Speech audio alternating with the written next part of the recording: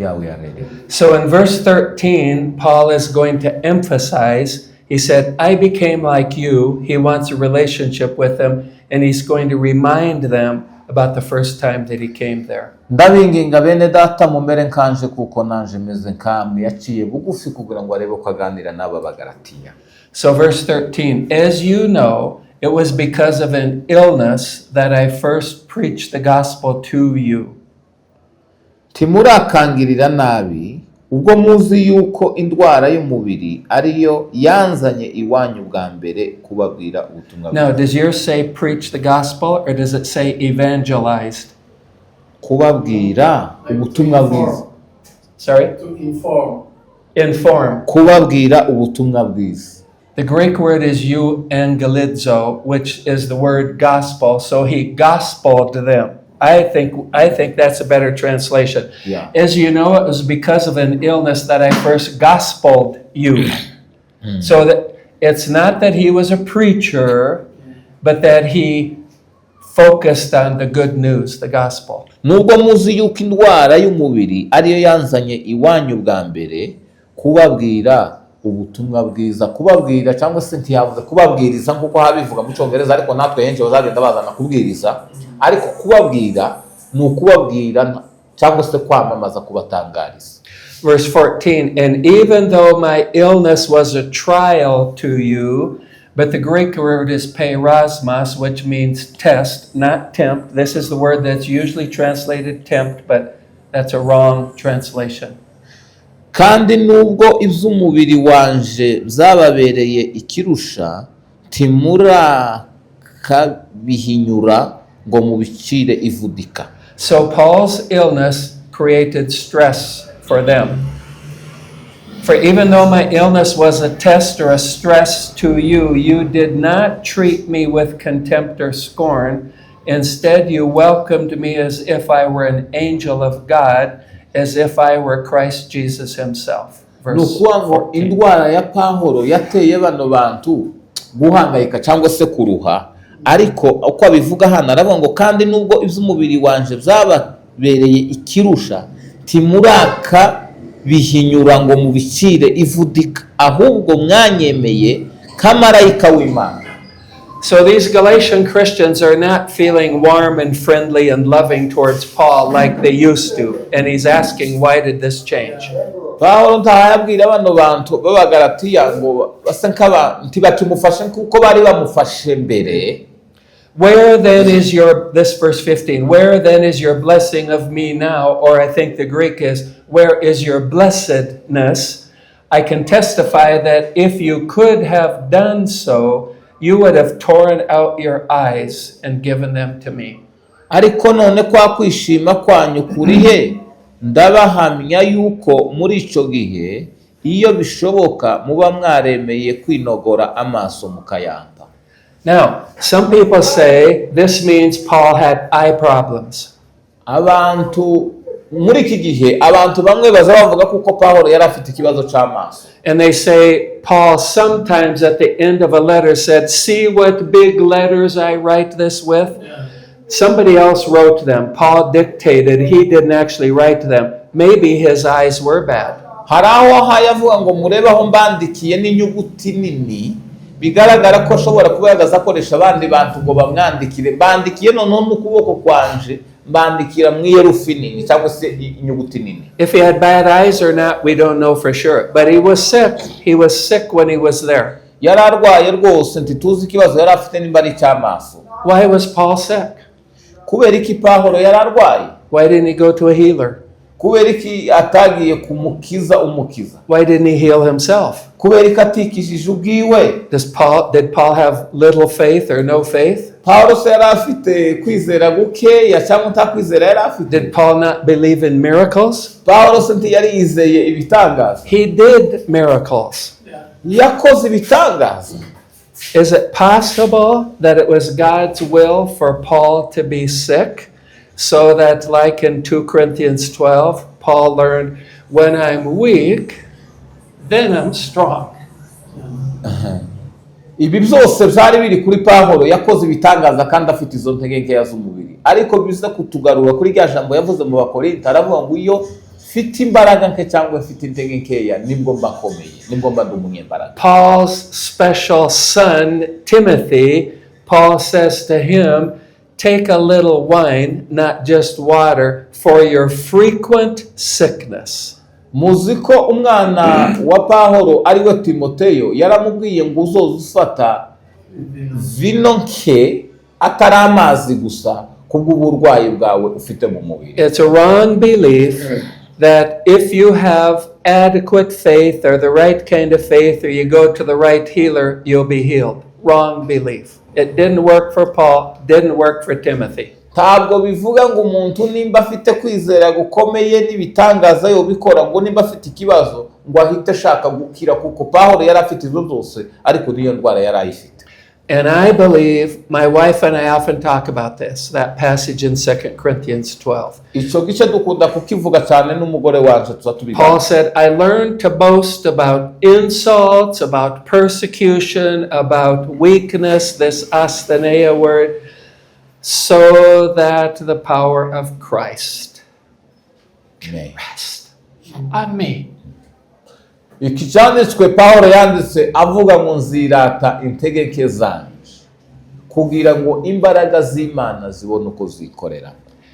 Paul said to the Corinthians, I didn't speak to you like a really good speaker so that your faith would not rest in my preaching, but in God's truth.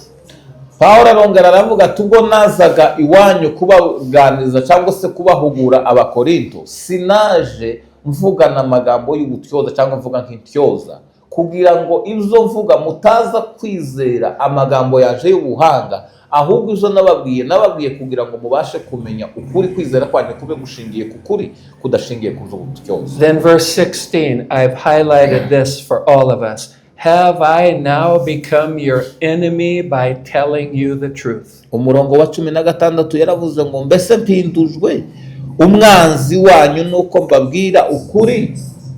I'm sure you've all had that happen. Izo ngibyo mugenda muzumva kenshi bizabi. You got criticism, you got persecution, somebody rejected you, somebody spoke bad about you when you told them the truth of the gospel. Abantu iyo babwiye ukuri, abantu bakurega ibirego byinshi, abantu bakagutuka, abantu bakakurenganya, abantu bakakora ibintu byinshi kubera ko wabaganirije ukuri. So this is a big change.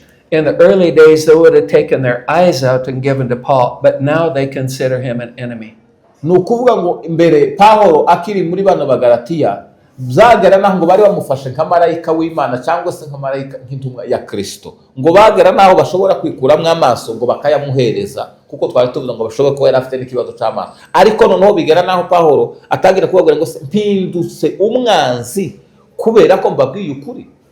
Now, what actually made them feel like Paul was the enemy?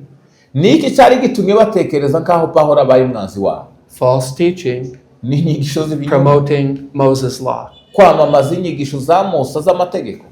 And I know from my life, my wife and I both know that we have probably gotten more opposition and more danger and more difficulties from Christians who say they're Christians, but I'm not sure they are. But they're strong on the law and they're jealous about good things they see God doing in our lives, and they try to destroy us. Jewe n'umugore wanje twagiye duhura n'ibintu byinshi kandi bikomeye bibabaje byo kurwanywa no gutukwa, kandi ababikoraga bakabikora ari abantu bivuga ngo n'abakristo, nubwo ntashobora kwemeza ko ari abakristo, ariko n'abantu bafite imbaraga n'umwete cyane mu kwizera iby'amategeko, bakagira ishari n'urwango rwinshi cyane. So the first African lady that ever called us mom and dad was a Sudanese who grew up as a Muslim, and she taught me most of what I learned about Islam, and that was a part of us working with Muslims now. But when she went to the US, she became part of a church that was a law church, and now she has rejected us and tried to destroy us. mu by'ukuri igihe twaje no muri Afurika n'umugore w'iwanje hari abantu batangiye kutwita ababyeyi cyangwa se mom na dad, bari barimo umugore w'umusudani w'umwirabura hano, noneho tuza kubana nawe no gukorana nawe, yemera ubutumwa bwiza. Nyuma yabwo yaje kuja muri Amerika, aja kuba mu itorero ry'abantu bigisha iby'amategeko. Nyuma yaje guhinduka umwanzi wacu, agashaka kutugirira nabi.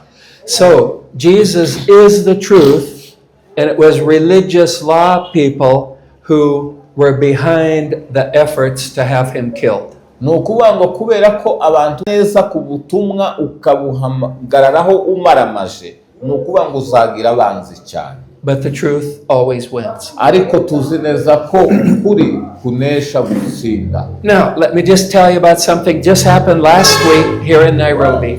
Mbabwira ikintu cyabaye muri cyumweru gishize hano in Nairobi. One of the people that we work closely with, I'm not going to mention names because it could cause trouble, but one of the person Sue and I work closely with. Umuntu umwe dukorana, simuvuga mu mazina, umuntu dukorana nyine hano in Nairobi, jewe n'umugore wiwe. And I think is one of the more fruitful believers that we have seen. Twagiye tubona imbuto z'abantu bagiye bizera bamenye ukuri, twagiye tubona. In the language group that person comes from, I've met a lot of Christian leaders, and to me, this person that we know well is the most mature Christian leader in that whole language group. No kuvuga ngo abantu bavuga ubwo rurimi rw'uwo muntu mpaya mvuga, nagiye mpura n'abantu b'iwabo benshi bazi b'abayobozi ndetse b'abakristo. So last week, a missionary, white missionary, came to this colleague of ours and said, 3 people told us that you're an alcoholic and you're involved in sexual morality and you're promoting homosexuality. Umuzungu yaje gusura muri abo bantu mpaya mvuga, arababwira abashinja ibintu, aravuga ngo n'abanywa banywa inzoga ndetse bakora iby'ubutinganyi ndetse bakora n'ibindi bibi. So this colleague of ours said, bring those 3 people to me.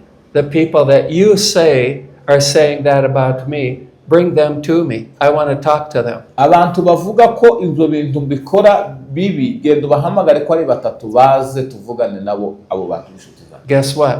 Muzi icyo yavuze? They couldn't do that. Tibigeze basubiza. They couldn't do that. Tibigeze babikora. They're law people. What does the law say? 2 or 3 witnesses for each one of these things. Well, where are the witnesses? Noneho amategeko havuga ngo abantu bagira abahamya babiri, icyo kintu bavuze kizaba ari ukuri. Genda uzana abo bahamya bavuga ko ibyo bintu mbikora cyangwa rukomeza. So this colleague of ours contacted another believer from their same ethnic group, and that other believer confronted the white missionaries, and then the white missionaries sent a voice message apology, and I was allowed to hear that, and I'll mention that a little bit. No kuvuga ngo ya nshuti yacu baza kuvugana n'izindi nshuti zabo, ariko baza nabo kuvugisha wa muzungu yaje gukora n'ijwi w'umumissionere, iyo jwi yaje gukora baje no kuryumva. So in his voice message apology, he didn't come to this colleague of ours face to face to confront them, but sent a voice message. Maybe as a coward. Yahise yohereza ijwi kuri telefone asaba imbabazi y'ibyo yavuze cyangwa se ibyo yagiye akora. On his voice message he said, these people told me about you, and it's my responsibility to confront you about your mistakes. Abantu bambwiye ibyo bavuze ntabwo ngomba kuzemera, ahubwo ni inshingano zanje kugira ngo mbashe kumenya ayo makosa yakozwe. Now, doesn't that mean he thinks he's better than our colleague? Uwo muntu bigaragaza ko atekereza ko ari we mwiza gusumba izo nshuti zacu. Doesn't it seem like that person is a strong law person? Tibigaragara se ko uwo muntu ari umuntu ushimangiye cyane iby'amategeko, uri mu mwizerere y'amategeko cyane. So he in the voice message, I heard the whole voice message, it was a fake apology. He said, I apologize, but And his but removes the apology and is Yes. covering himself and defending himself again, which is what a lot of people must do. muri iryo yatanze asaba imbabazi, yaravuze musabye imbabazi, ngo ariko ihita ihakana za mbabazi yari yasabye kubera ivyo birego yagiye arega abantu. So I asked our colleague, did he say anything about me? Hari mbaza iyo nshuti yacu nabaza ati se uwo muzungu hari ikindi yigeze akubwira kuri twebwe? And they said, yes. But they said they didn't want to stress me, so they were not telling me. But I was being criticized also. Ni ukuvuga ngo yavuze ko nabo hari ibyo yababwiye ariko ntiyababwira aba mutashaka ngo kubakritika cyangwa se nyine kubavugana. So I said, what did he say about me? Niki yavuze kuri twebwe? He said that you said if you become a Christian, it doesn't matter if somebody sins or not. Ngo waravuze ngo umuntu ngo abaye umukristo ngo nta kindi cyaricyo cyose yabasha gukora. Okay, now I have never said that. What I have said, if you sin, you won't lose your salvation. But I have never told anybody that it's okay to sin if you're a Christian. Naravuze ngo umuntu nimba yaravutse ubwa kabiri ntacyo yokora gishobora gutuma atakaza agakiza, ariko icyo ntavuze, yes, yavuze ngo umuntu nimba akijijwe yizera ko ari byiza ngo agenda akore nabi. Okay, so I have not said what this guy said that people say that I have said. Why am I telling you? Kubera iki mpaya mbabwira bino bintu nari mvuze? What Paul says here has happened many times in my life and probably in your lives too. But don't think you did something wrong because somebody attacks you about the gospel. You probably did something right. Gakore nabi cyangwa ngo utekereze ibintu byinshi ku birego bakureze bitari ibintu by'ukuri ngo bigutere gukora nabi. Now Paul is going to say what is really behind the false teachers. And I've seen this many times. Ibintu rero biri inyuma y'inyigisho z'ibinyoma biza bigenda bibyara ibintu byinshi bibi. Now I'd like to know if your translation uses the word jealous. Mine says those people are zealous, but the Greek word is the same word for zealous or jealous, and jealous would work better. To win you over, but not for good. What they want is to alienate you from us so that you may have zeal or compassion for them, the false teachers. Now I'll explain what that means. 17. Murongo wa 17 uravuga ngo ba bandi barabikundisha ngo nyamara si mu buryo bwiza kuko icyo bashaka ari ukubakingiranira hanze ngo kugira ngo namwe mubone uko mubihakirizwa. So what is Paul saying here in verse 17? Ahangaha ni iki Pawulo ashatse kuvuga mu murongo wa 17? What's the goal of the false teachers? Intego y'inyigisho z'ibinyoma ni zihe? To steal the disciples of Paul away from Paul so that they can take credit and they can say, look at all the people that are following us. Nukubikundishwaho kugira ngo babashe kubakingirana cyangwa se babashe kubakontorora bafate babigishwa ba Yesu ba Pawulo babagire noneho abantu babo kugira ngo bashe kubakontorora. Verse 18, it is fine to be zealous provided the purpose is good, and to be so always and not just when I am with you, which is hypocrisy. Icyakora byaba byiza ko mwakundwa mukundiwe mu byiza atari igihe ndi kumwe namwe gusa ahubwo iminsi yose. Now, how does your translation put it? Do you have a different word for zealous? Zealous means you're serious. Zealous is not a sin. Jealous is a sin. How does yours put it? Hano bari gukoresha kwikundishwa no gukundwa. I think they are different. For us, they are using the word love, but it says like 18. It would be better if you Loved. If you are loved from doing good things. Oh. Yeah. Loved for doing good things, not only the time we are together, you are with me, Paul. So I would say that might be a mistake in the translation. The Greek word is zealous, which the English word, and maybe French has a word, zealous. Zealous means you're really serious, more than just interested, but very serious about something. But that same Greek word is the word that's also translated jealous, which means you're willing to hurt the person. You're so serious, you're willing to hurt the person. iri jambo ryo kuba umuntu afite umwete ishaka ariko abishakisha kugira ngo abashe kubabaza umuntu niyo babikoresha kandi bakabigaruramo ikijambo ry'ishari uragiye sawa. He's got to go. Yeah, he's having an issue at home. Okay, Yeah. so what Paul is saying here, it's okay to have strong feelings, and this is just common sense, as long as the strong feelings are accomplishing something good, not damaging or destroying.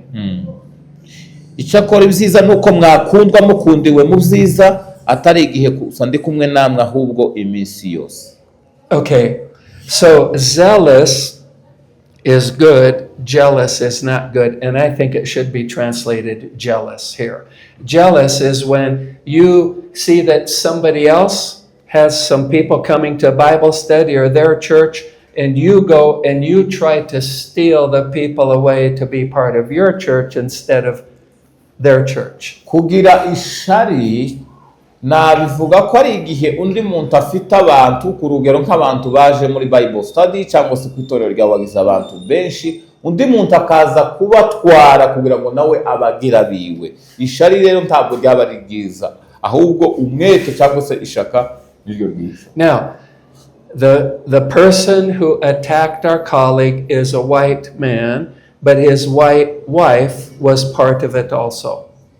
Part of it? Yeah, so I'm saying two white missionaries from a kind of a famous mission organization attacked our colleague, and through our colleague attacked us. Nukuvuga ngo abo bantu b'abazungu baje gutera abo nshuti zacu babatera kandi bavuye muri organization navuga ko zikomeye baza no kubarega kuri twe. Now, a few years ago, now probably 5 or 6 years ago, two different white American lady missionaries from two different mission organizations attacked me.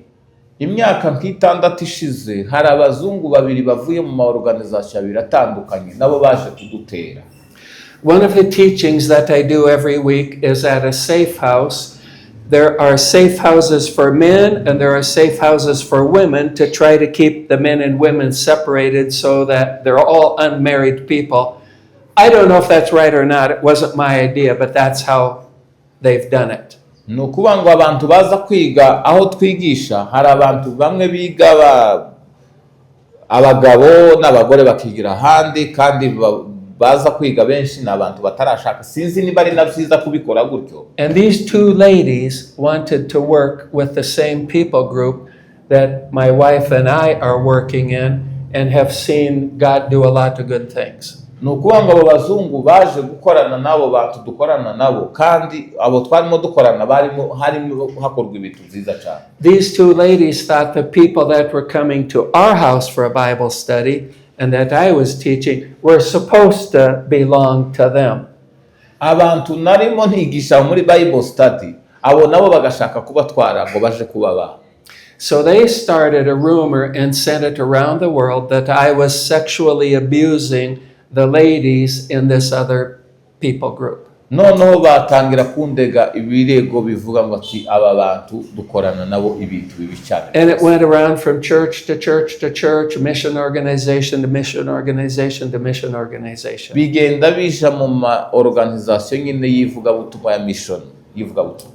So the mission organization that this guy last week is with, that organization was accused with me. So the second highest person in that organization did an investigation. Noneho umuntu ukuriye organization imwe muri abo ngabo ni umuntu wa kabiri muri akora iperereza. And I was not there. Sinari mpari rwose njewe. He and his wife went to talk to the ladies that I supposedly abused. Ni ukuvuga ngo agenda kuvugisha abagore batekerezwa wenda ko noba narabateye. And this high missionary guy and his wife, when they came back, they said there was no evidence of abuse. What we saw instead is one of the most amazing works, amazing believers we have seen in our 40 years in Africa. Ni ukuvuga ngo baza kuvuga ngo nta bimenyetso yabonye uwo muntu muri abo bantu, ariko ibintu twagiye tubona mu myaka 40 dukorana n'aba bantu, twabonye ibintu byiza, abantu bahinduka, abantu bakora ibintu byiza binejeje. Then the chairman of the church that gets my visa, he was told about it too, so he also did a separate independent investigation. Noneho nawe chairman ubakuriye cyangwa se uzubaha amaviza yo kuba hano nawe aza gukora tujuru ubwo ubushakashatsi cyangwa se iperereza, kuko nawe yari yahawe ibirego byacu. He also said, I found no evidence that Nawe you did navuga ati anything nta wrong. bihamya rwose nigeze mbona kubijanye n'ibirego byacu. And I'm guessing that our colleague who was accused last week, in his voice message, he said he was going to bring the other 3, but we'll wait and see. I guess Noneho wundi wari he never wasabye will. imbabazi kuzo yavuze ko atari byo, turategereje ko wenda azozana bahamya batatu bamubwiye kugenda. So you guys are involved in ministry. I want you to know, you probably already know, but the more you get involved, the more false accusations and attacks and criticisms, and the more you will become an enemy to people who don't know the gospel. Ni ukuvuga ngo rero bene data muvuga ubutumwa bwiza, igihe cyose muri mwivuga butumwa muri rimwe muzahura n'ibintu bantu babarega zinshi cyane zo kubata intege no kubananiza, ariko mushobora kuba mwari mubizi, ariko nubwo mwoba mutari mubizi mumenye ko muzahura n'ibyo bintu. So Paul's enemies, the false teachers, came and they had their idea of what a mature Christian should be, the people that Paul had done evangelism with. Ni ukuvuga ngo Pawulo abigisha ibinyoma baje kuza bashaka gukora ibyo bintu byo kuyobya abantu, ariko Pawulo kuko yavugaga ko abakristo bakwiye gukura bakaba bakora ibintu bikomeye byiza baje. Now, let's see in verse 19 and 20, what does Paul say is the way to measure the maturity of the people that have become Christians.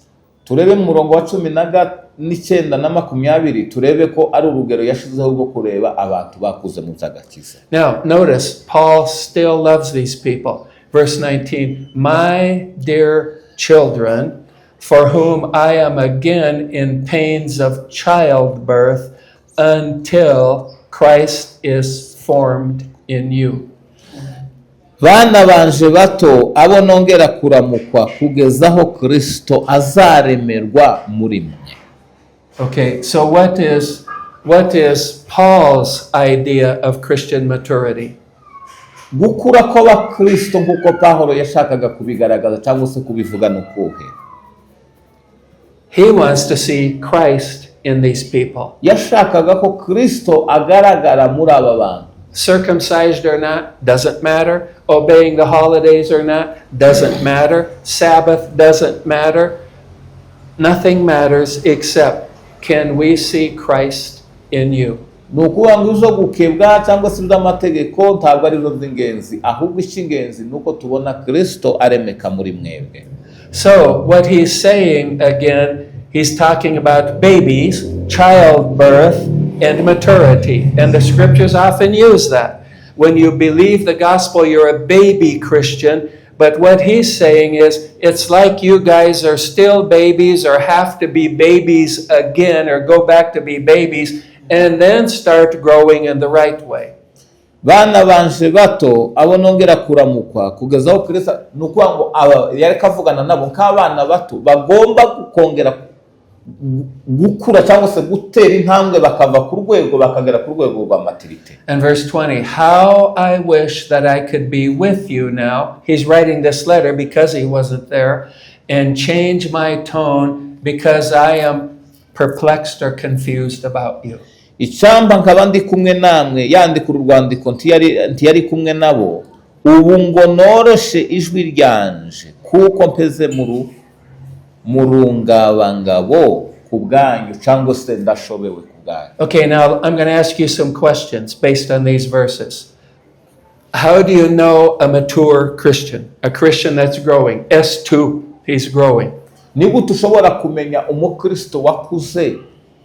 Ni ugukura mu gice cya kabiri. Because he obeys the 10 commandments? Kubera ko yumvira amategeko 10? No. Because he tithes? Kubera ko atanga icya 10? No. Because he fasts? Kubera ko aza yiyiriza? No. Because he speaks in tongues? Kubera ko azi kuvuga ku ndimi cyangwa azavuga ku ndimi? Oya. He has the gift of prophecy? Kuko afite impano yo guhanura? No. He spends a lot of time praying? Kuko afata umwanya munini agasenga? No. He got the baptism? Kubera ko uwo muntu yabatijwe? No. Oya. He wears ugly, simple, inexpensive clothing? Yambara se amahuzu mabi cyangwa se amahuzu ahenze? In my country, some of the churches I've been connected with, if you want to be a mature Christian, you have to make yourself look ugly. You have to wear old, worn out clothes, and you can't have nice hair. Then you're a good Christian. Muri Amerika hari amakanisa nagiye mbana nayo, korana nayo, yuko umuntu umukristo wakuze agomba kuba yambaye amahuzu mabi cyangwa se amahuzu ashaje, n'umusatsi wiwe ntawogoshe. No. You never enjoy life. Like some of these people say, you can't have a TV, you can't go on holiday, you can't go to a party. Ukagira nyine ubuzima bubi, ngo ntiwogira televiziyo, ngo ntiworuja mu kirori, ntiwoja nyine no mutuntu nyine two fun ibintu byoroheje. They think if you have fun, you must not be a good Christian. Bagatekereza ngo nimba ugiye mu bintu byo kwinezeza ntabwo rwose waba uri umukristo. Paul doesn't accept any of those. He says, I want to see Christ formed in you. Pawulo icyo ashaka ni uko Kristo aremerwa muri mwebwe. So here are some examples that I would say are evidence of Christ in somebody. Reka ndebe ingero zigaragaza ko Kristo ari mu muntu. Jesus did not condemn sinners. So if I am a mature Christian, I shouldn't be condemning sinners like the good missionary did our colleague last week. Noneho ikigaragaza ko umukristo yakuze ntakwiye guciraho abantu iteka, cyangwa se ngo amenye ko Yesu ntabwo azaciraho iteka abanyabyaha, kandi nawe ubwo ntukwiye guciraho abantu iteka kabo zotumwa narimaze kuvuga zariko zigenda ziturega ibirego. A very important verse for me is John 5:45, where Jesus said, do not think that I will accuse you. So, if Christ is formed in you, you're not going to be accusing other people. Nimba Kristo yaremese muri mwebwe, nukuvuga ngo ntimukwiye kwishinja cyangwa se kwirega ibintu n'ibindi. Jesus loved people. Do we see that in Paul? Yeah. Yesu akunda abantu. Jesus forgave people even if they didn't ask for it. Do we see that in Paul? Yeah. Yesu yababariye abantu nubwo batokwaka izo mbabazi. Izo turabibona mu buzima bwa Pawulo, yego. Jesus helped people. That's an evidence of Christ formed in us. Jesus helped other people. Yafashije abandi bantu, yagiriye abantu neza. Now, this one, I have here Jesus died, but maybe it's better. Jesus was willing to sacrifice himself to make things better for others. A mature Christian is not trying to get something, but giving something to benefit others. Umukristo w'ukuri akwiye kuba ari umuntu ukora ibintu kugira ngo abashe guhereza abandi, kuko Kristo nawe yapfuye kugira ngo abantu babashe kugira ubuzima bwiza cyangwa se abantu babashe gukira. Jesus was totally unselfish. Nuko ngo Yesu ntabwo rwose yikundaga nabo. I think a lot of people tend to be selfish. Abantu benshi dukunda gushaka kuba because a lot of people are flesh people, not Jesus people. Kuko abantu b'amategeko ni abantu b'abanyamubiri, ntabwo ari abantu. And then the last one, Jesus did not fear people and he did not fear death. So in our teaching, if Christ is formed in us, we will not fear people. We will give the truth humbly lovingly, kindly. Kristo naremeka muri twebwe ntabwo tuzatinya abantu ahubwo tuzegera abantu tubasangize ibyo dufite kandi duciye bugufi. Now, Paul says, I am perplexed. That Greek word means to hesitate, which means you're moving forward and then you stop because you're not sure what's happening. Pawulo aravuga ngo mpeze mu rungabangabo ni nko kuba uhaye ugenda wagera ahantu ugahagarara usa n'ubuzukuru. Another definition, I'm saying this so you guys will not be discouraged when you feel this. Be at a loss, which means Paul is saying, I don't know what to do. I've done everything. I don't know what to do. Ibi ni biramuka bibabayeho bavandimwe ntimuzacika intege, harimo ko gushidikanya, guhezita cyangwa se no gutekereza ko watsinzwe cyangwa se So Paul, who wrote, I think, the most important part of the Bible and had the knowledge of Jesus and the knowledge of the gospel more than anybody, Paul's confused. Pawulo wanditse inzandiko nyinshi avuga ubutumwa gusumba abandi bantu, wari ufite ubwenge bw'Imana bwose bushoboka, ariko nawe yageze ahantu acika intege ariyo heze mu mangabo. Paul is saying in his way of thinking, he cannot imagine any reason at all that these people would have turned back to the law. Pawulo aracanganyikiwe n'aba bantu bahaya bashaka gusubira mu zo bahoze bo bakabivamo bashaka kandi kongera kubisubiramo. And that introduces us to maybe my favorite part of Galatians. So we'll get started in this, Galatians 4:21. Aha rero biraza kutujana muri ndi somo ry'Abagalatiya igice cya 4 n'umurongo wa 24. And there Paul says, tell me, and it's a command. He's strong. He feels he's strong by it. Tell me, guys. Araza kuvuga hano umurongo wa 21 aravuga ngo abashaka gutwarwa n'amategeko nimumbwire. You who want to be under law, and it's not the law here, it's law, any religious law. Mwebwe mushaka gutwarwa n'amategeko, amategeko yariyo yose. And the Greek word there translated want means to desire and then make a decision. They made a decision. They want to go back to the law. Barashaka cyangwa se bafata uwo mwanzuro. So this is not a small thing. This is the same word that's used for the will of God. The will of these people was to go back to the law. Ubushake bw'aba bantu barashaka gusubira mu mategeko. He says, are you not aware of what the law says? So he talked about law, but now he talks about the law. Timurasobanukirwa n'amategeko, yari yavuze amategeko yariyo yose, none hagaragaje amategeko yihari yashatse kuvuga. Now, I'm interested, what does yours say there? Does it say you're not aware of what the law says, or does it say, have you listened to the law? Timurasobanukirwa, you don't understand. You don't understand. The Greek word is akuo. Listen. So Paul says, if you want to be under the law, did you hear what the law says? Nimba mushaka gutwarwa n'amategeko, mwari mwigeze mwumva ibyo amategeko avuga?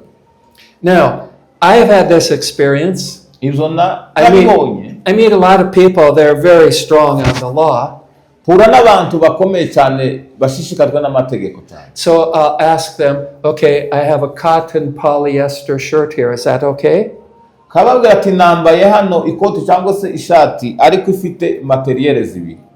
They'll say, yeah, I think so, but it isn't. In Moses' law, it's not okay. And then I'll say, you know there's a lot of shambas around here in Africa. Is it okay to put maize and groundnuts in the same shamba? Hano muri Kenya hari ahantu haba hari imirima tugenda tubona, ariko nkunda kubabaza ntatse mu murima umwe umuntu ashobora guhinga guteramo imbuto zitandukanye. And these are the people who are promoting the law. Kandi abona abantu bamamaza iby'amategeko, bigisha iby'amategeko. They'll say, yeah, you get better crops that way. No, in Moses' law it's not okay. Wabona umusaruro mwiza cyane, ariko mu mategeko ya Mose byo tibyemewe. Okay, what about this? If your friend dies in a traffic accident and he's laying on the road, is it okay if you pick up his body to move him off of the road? And they'll say, yeah, but in Moses' law, it's not. ati ni byiza umuntu yakoze impanuka akagwa mu muhanda, ni byiza kumukura mu muhanda ukamushira ku ruhande. Amategeko ya Mose ntazemera. Now, I'm careful who I say the next one to. I'll say, how much is the tithe in Moses' law? How much? How much is the tithe? Give me a number, a percent. Pereza igice. Okay, ibyo ngiye kuvuga byo ugomba kubivuga urebye uwo mugiye kubivuga. Ni igice kimwe mu icumi ushobora gutanga kingana gute mu mategeko ya Now, Mose. be careful who you say this to. Yeah. Ugomba kuba maso ubibwira. If you put, there's more than one tithe in Moses' law. Mu mategeko ya Mose harimo ibirenze ikimwe mu icumi kirenze kimwe. So if you're really tithing, it's going to be either 25 or 35%, not 10%. Nuza gutanga neza kuko bigomba kuba bimeze, ntabwo biza kuba kuko tubimenyereye kubivuga, biraza kuba 25 cyangwa se 20. So when somebody says, yeah, the tithe is 10%, they don't know Moses' law. Yamavuga ati gutanga no gutanga kimwe mu icumi. Ariko bigaragaza ko atazi amategeko ya Mose. That's what Paul is saying. You who want to be under the law. Did you hear what Moses' law said? Mwebwe mushaka gutwarwa n'amategeko, mwigeze mwumva ibyo amategeko ya Mose avuga? And his answer is obviously, no, you don't know what the law says. If you want to be under the law, you do not know what the law says. Niba ushaka kuba mu by'amategeko gutwarwa nayo, tuzi iby'amategeko hayavuga rwose. For example, I'll say, okay, if I'll ask somebody, when is the Sabbath day? Nimba ibyo ngibyo ari byo, nobabaza ngo se umunsi w'isabato ni ryari? They'll say Sunday. No, wrong answer. Benshi bazavuga ngo ni niyinga. When is the Sabbath day? Oh, maybe it's Saturday. Abandi bazavuga ati wenda ni niposho. Okay, when does the Sabbath day begin? None se isabato yatangira Almost ryari? nobody knows this. Bigaragara ko hafi y'abantu bose Friday night, when the sun goes down Friday night, that's the beginning of the Sabbath. No kuvuga ngo isabato itangira kuwa gatanu nimugoroba. Then I'll ask them, if you're the father and your son does not obey the Sabbath, if he works on the Sabbath, what are you supposed to do to him? Ni kugomba gukorera umubyeyi cyangwa se umwana utabashe kubahiriza iby'isabato uwo munsi. Do you know the answer? Muzi igisubizo? Kill him. Kill him. Ni ukumwica. Yep. Kill him. So, do you really want to be under the law? Urashaka kuba munsi y'amategeko kwe? No. No. Okay, so now notice here, and I tried to emphasize this in Galatians 4:21, you who want to be under law. It doesn't say the law there. Do you not know or do you not hear what the law says? Why does Paul make that difference? Kubera iki Pawulo ahashiraho itandukaniro ryo kuvuga ngo se mwebwe mushaka gutwarwa n'amategeko avuga yari yose agasura kandi akanayatandukanya n'akavuga amategeko yihariye? There were religious laws in the world before Moses' law, several different places and several different versions of laws. Hariho amategeko atandukanye na mbere yuko amategeko ya Mose abaho. Okay, so why does Paul say, if you want to be under some religious law, do you know what the law says? What do you think that means? Nimba ushaka gutwarwa n'amategeko cyangwa se kuba munsi y'amategeko, itegeko urarisobanukiwe. Any ideas? I think Paul is saying the law, Moses' law, came from God, not from other cultures or other fake gods. So if somebody wants any religious law, the very best one ever would be Moses' law. Amategeko hano yarashatse kuvuga ni amategeko ya Mose, avuga ko atari amategeko ashingiye ku byo abantu bagiye bakora yavuye ku Mana. And Paul is saying, because Moses' law is the best religious law ever, because it came straight from God, not from religious humans, and yet it doesn't work. If the best ever religious law will not make you righteous, will not get you forgiven, will not get you to heaven, then all the other religious laws of the world are even worse. No kuvuga ngo nimba aya mategeko y'Imana bahawe abantu batabashe gukora ibyo asaba, no kuvuga ngo aya mategeko yandasanzwe noneho yarushaho kuba mabi nimba amategeko yavuye ku Mana atabashe guheza abantu gukiranuka cyangwa se ngo baheze ibyiza. Okay, now I'm debating on this. Let's just go to verse 22 and 23. I think we have a little bit of time on this. Yeah. So when Paul wants to compare the law to the gospel, the first thing he mentions is two sons. Pawulo iyo yashakaga kugereranya amategeko yashakaga kuvuga abana babiri And two women, n'abagore babiri and two mountains, n'imisozi ibiri and two covenants. n'amasezerano abiri. And this is amazing. To me, this is one of the clearest pictures of what believing in the law is really about. Kuri jewe ibi ni ibintu bigaragara cyane kwizera iby'amategeko uko biba bimeze. So he says in verse 21, you who want to be under the law, do you hear what the law says? Then in verse 22, for it is written, and I'm stopping with just those words, for it is written. Kuko byanditswe yuko. Now, what does Paul do with people who are confused about the law? Or Niki any Pawulo law? akora ku bantu basa n'abacanganyikiwe n'iby'amategeko? How does Paul try to convince people? Ni gute ashaka kubemeza cyangwa se kubemeza? It is written. Biranditswe. Jesus and Paul, the two most important teachers in the Bible, are always saying, it is written, which today we would say, the Bible says, the Bible says, the Bible says. That is how we answer our questions. Uburyo dusubiza ibibazo byacu uyu munsi twari dukwiye gukuba ngo bibe Yesu na Pawulo abigisha bakomeye bagiye bavuga ngo biranditswe ngo.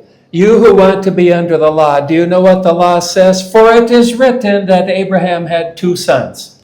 Mwebwe mushaka gutwarwa n'amategeko nimumbwire. Biranditswe yuko Aburahamu yari afite abahungu babiri. What has that got to do with the law? Ibyo ngibyo ni hehe biza guhurira n'amategeko? Everything. This is the heart of law belief. Ibintu byose umutima wabyo cyangwa se ifundo ni imyemerere cyangwa se imyizerere. Now, why did Abraham have two sons? Kubera iki Aburahamu yari afite abana babiri? Let's start there. Duhere hariya. Why did he have two? Kubera iki afite abana babiri? And who was the first son born? The first son, so umwana we wa mbere wavutse ni Ishmael. Ishmael. According to the Old Testament and New Testament story, who produced Ishmael? Ushingiye kuri ya sezerano rya mbere ninde waje kuvamo Isiraheli? Abraham and Hagar. People. Zavuye kuri Aburahamu na Hagari abantu. Who's the other son? Uwundi mwana ninde? Isaac. Isake. Who produced Isaac? Ninde wabyaye Isaka? God. Ni Imana. There's the difference Hari itandukano. between law and gospel. Hariho itandukaniro ry'amategeko n'ubutumwa bwiza. Law is what we do. Amategeko nibyo twebwe dukora abantu. Now, what we do, there's often not a law in the 10 Commandments or the 613 Commandments that talks about what we're doing at a certain place and a certain time. But if you understand, the difference between the law and the gospel is, did I do it or did God do it? Then it becomes clear. Iyo urebye iby'amategeko ukareba amategeko 10 cyangwa 613 mu by'ukuri ukareba n'ubutumwa bwiza ubona mu mategeko niwe ukora mu butumwa bwiza niwe ukora ninde ukora. Now it's interesting. The believers at Galatia, the Judaizers came and said, unless you are circumcised, you can't be saved. Abagalatiya baza kubwirwa n'abigishwa babo abayuda baravuga ngo nimba mudakebwe rwose ntabwo byagaragara ko mukije. Who is the first person ever circumcised? Ninde muntu wa mbere wakebwe muri Bibiliya? Abraham. Who is the second person ever circumcised? Umuntu wa kabiri wakebwe ninde? Ishmael. Ismail. Yeah, Ishmael. You're right. Now, what did circumcision mean? None se ko ari abo bantu babiri bakebwe mbere uko gukebwa kwari gusobanuye? God is saying, what you humans did, I do not accept. Mwebwe icyo mwakoze nk'abantu ntabwo ncyemera. Now, what are the Galatian Christians doing? Aba Bagalatiya b'Abakristo niki bahaya bakora hano? they're taking the meaning of circumcision and completely turning it upside down and completely changing it. ko barafata ubusobanuro bwo gukebwa bakabugoreka bakabucurika bakabuhereza ubundi busobanuro bidafite iriya. Didn't we read already in Galatians where Paul said, unless you obey the whole law, circumcision does you no good. So Paul is saying they were making circumcision a law, when in the Bible circumcision meant do not believe in the flesh, and the flesh equals the law. Ni ukuvuga ngo gukebwa ubusobanuro bwabwo ni ukutiyizera ngo wizere ukora ibyawe, ariko noneho bana bagalatiya bakaja kubigoreka babishaka kubiha ubundi busobanuro ko ari ukwiyizera ubwabo binyuranye n'ubusobanuro nyakuri bwo gukebwa. Now we'll come back to this next week, but just let me quickly finish this verse and the next one, then we'll stop. Abraham had two sons, one by the slave woman and the other by the free woman. What did Paul say the law is? Slavery. Umwe yari uwishoreke undi ari uw'umugeni. Ni ukuvuga ngo uwishoreke Pawulo avuga ko ari uwo mu bubata. Verse 23, his son born by the slave woman was born according to the flesh. Uwishoreke yavutse kuko iby'umubiri bigenda. But his son born by the free woman was born as a result of the promise. Naho umugeni yavutse ku by'isezerano ry'Imana. Now, we'll stop there now and we'll come back to those verses. But this is the heart of the debate between the Old Covenant and the New Covenant. And that's why we say the Old Covenant equals, not just includes, but equals man. What can man do? And that is flesh. Uyu murongo rero tuzabigarukaho mu inga ritaha, ariko iki gice kiza gutandukanya iri sezerano rya mbere n'isezerano risha, bavuga ko ibya kera bingana n'ibyo umuntu abasha gukora cyangwa se ibyo umuntu yiga. So here's the difference between the law and the gospel. It's about flesh. And again, flesh doesn't mainly mean I got drunk or I went to a prostitute.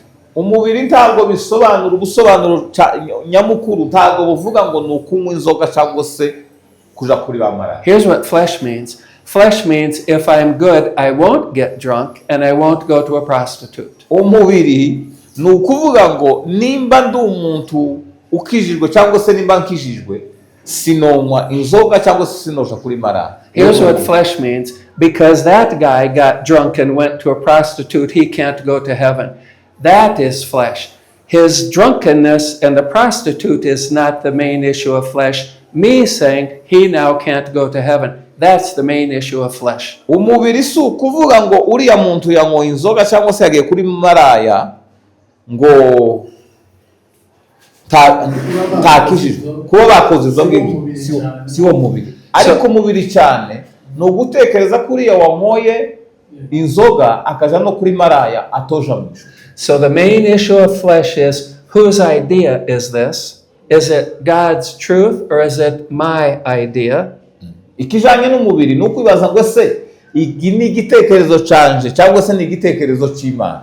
God said to Abram, you will have a child, but Sarah said, I don't think that's working. Let's do it our way. Sarah's idea and Abram's virility, his male power, and Hagar being able to have a baby. They got a baby that way, but that's flesh. No kuvuga ngo rero ko narivuze ngo umubiri ni igitekerezo garagaza ngo ni icy'Imana cyangwa se ni icy'umuntu. No kuvuga ngo Abraham amaze kubura umwana baramubuze nani Sara aramubwira ati ahano byanze ngaho gerageza kiba igitekerezo ciwe, none Abraham nawe kubera ari umugabo ahita yemera icyo yarabwiwe. And when Paul is going to prove that the law is not God's way, the first thing he uses as an example is Abram and Sarah and Hagar and Ishmael, flesh. Aja gusobanura rero Pawulo ibi bintu atandukanya iby'amategeko n'ubutumwa bwiza, arazana ingero za Aburahamu na Sara na Hagari na Ishmaeli na Isaka. So again, law doesn't mean something that people did or didn't do. Law means what can people do? what is the best that people can do. Law is about what I can do. amategeko nicyo umuntu abasha gukora, ntabwo ari cyo umuntu yananiwe gukora. Nibwo busobanuro bw'amategeko, icyo umuntu yagaragaza gukora yagishobora cyangwa atagishobora. And I think that's why law is popular, because I can say, look at what I did. You guys are not as good as me, but look at what I did. Niyo mpamvu amategeko ari ikintu gikomeye cyamamaye, umuntu agahagarara imbere y'abantu akavuga ngo murebe ibyo nakoze. Don't you see how great I am? Timubona ko ndi umuntu w'igitangaza. And that's why religion likes to say, you're not that good, you're not that good, you're not that good, because if you accept that, then it means I am good. Ni ukuvuga ngo rero idini rikaza rikagenda kuri wowe rikavuga ngo ntabwo uri mwiza, wowe nturi mwiza, wowe nturi mwiza. Kurarwana no kuba mwiza rero. Okay, Paul is clear, the only thing the flesh can do is be crucified. Ikintu kimwe Pawulo yahise avuga ngo umubiri ugomba gukorerwa no kuwubamba. The law says, well, let's just try a little harder. Ariko amategeko iyo akamuvuga ataho kubamba mureke tushiremo imbaraga. If I punish you enough, it will change you, and then your flesh will be good enough to obey the law, and then you don't need Jesus and the cross. Ninguhana nkaguha igihano wenda uzaja ku murongo bizakunda ya kamere ihinduke, ariko tibishoboka. This is really important, and this Galatians 4, the two mountains, is one mountain is Sinai. Doesn't ever give the name for the other mountain, but we know what it is. Uzukuri baraza kuvuga kuri no misozi yombi, bavuge Sinai, bavuge nubwo bitanditse hari ariko nico gitekerezo kiba gihari. Okay. Kalas. Tura kalas. Arabic. Yeah. Soje. Maliza. Yeah. Thank you. Questions, comments?